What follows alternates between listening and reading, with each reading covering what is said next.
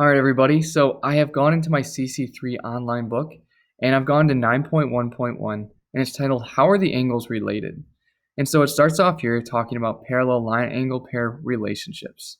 So in previous courses, you probably learned the vocabulary and considered the relationships created by two intersecting lines. Remember, that's lines that cross each other. Now we're going to be looking at the vocabulary and relationships created by a line that intersects two parallel lines. So we have two parallel lines that are going across, and we have another line that's intersecting them. So it gives us a little bit of review in terms of what is a parallel set of lines and what are perpendicular lines. And I have a few notes over here that might be nice visuals to help us along the way. So first off, we talk about parallel lines. And if I click right here, it pops up with the definition and a few nice diagrams of parallel. So it's two or more straight lines on a flat surface that do not intersect. And so I have some examples here of a football field with lines every 5 yards apart from each other, and they never cross. And then we have swimming and track lanes, meaning that you never run into another runner's path. Otherwise, you might have a little bit of an issue. So we have parallel lines that don't touch each other. I like to think of parallel bars, parallel universes, parallel parking where the cars don't touch each other. And then we have perpendicular. Those are lines that intersect each other and create 90-degree angles. So here's the example here with two lines that create basically an X or a T. And the examples here that I see in real life all the time are on sports courts, basketball, baseball, or tennis in this case. The service line crosses with the midway point, and that's going to be a 90-degree angle here, a 90-degree angle here, and then if this line was extending through, then it'd be more 90-degree angles. And then we also see it in like a Google Maps view. When these streets intersect, they create 90-degree angles. So that's how we can think about perpendicular. And then here's a new word for us, transversals. I've never seen this word. So I'm going to go ahead and make this full screen, and I'm going to click right here on this blue hyperlink. And it says that's a line that intersects two or more other lines on a flat surface. And in this course, you will often work with a transversal that intersects two parallel lines. And there's an example of this right here on the screen for us. Notice these lines here, T and S, are parallel to each other, meaning they do not touch. And then there's a line over here, line R, and that intersects them. So this line that intersects, it's called a transversal, meaning that it cuts across the two lines. Now we can also have a transversal that intersects two non-parallel lines, and we see that over here. Except this time, we noticed if we were to extend line Y and then extend line X, they are going to touch right here. So that would be non-parallel lines.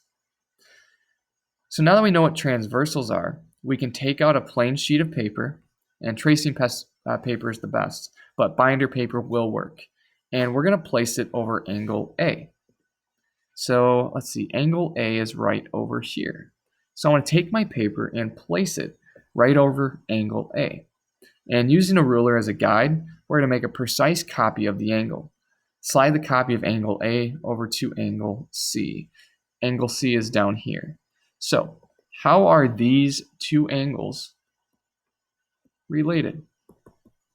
Angles A and angle C.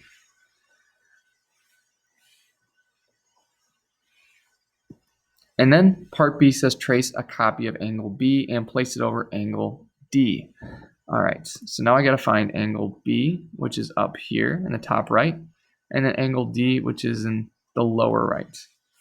So how are those angles related in pink? And then we have part C, and that's talking about angle E and angle G. So let's see, angle E is over here, and G is down here. How are those two angles related. And then we have angle F and angle H. How is angle F and angle H related? Now, we might get some slightly different answers based on these two different transversals. Because remember, one's intersecting parallel lines and the other one is intersecting lines that are not parallel. So it asks the final question here, part E. Both figures show two lines that are intersected by a transversal. Summarize your findings by describing the relationship between pairs of angles and the parallel lines cut by a transversal. That is, when the angles are congruent, what must be true, and vice versa. If the lines are parallel, then what must be true?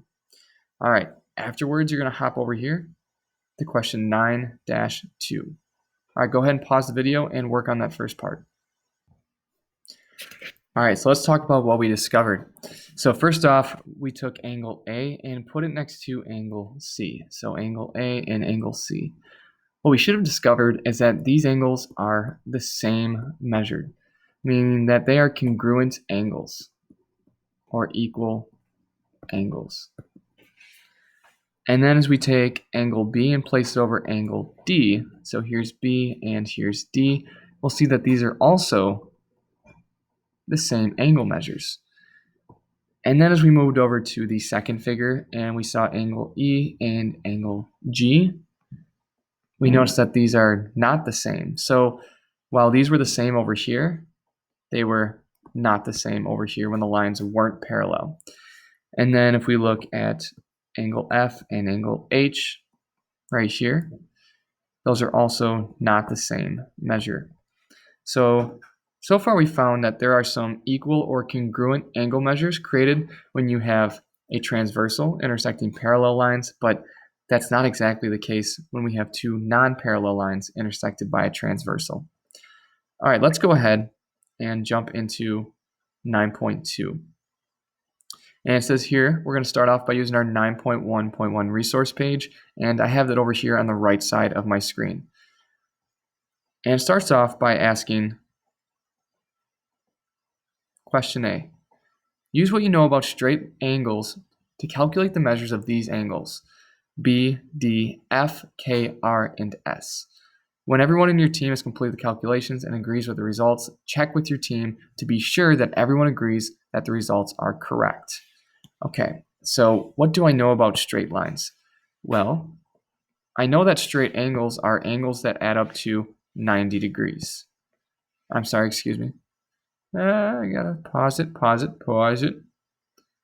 I messed up, Maddie.